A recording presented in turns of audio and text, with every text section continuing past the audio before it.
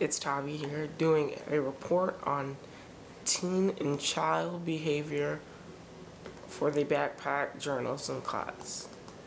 I will be interviewing people on their thoughts on how children and teens should behave in public. I do notice there's a difference between how kids acted when I was growing up versus how they act now. We kind of had to learn etiquette and these different things so that we'd be prepared when we went out to dinner, but that doesn't seem to be that much of a priority anymore. Yes. It doesn't seem to be as much of a priority based on how children are acting, unfortunately. I've also noticed that, like with young men, they don't hold the doors. Sometimes, I've been almost run over by young men going into a building or stuff like that. Yeah. So I'm kind of disappointed.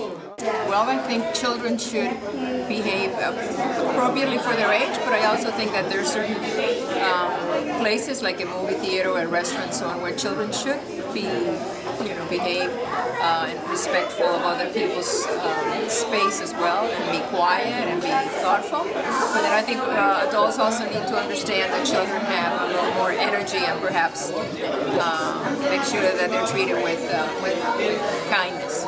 They should be patient and be willing to not talk to people, but interact with people their own age.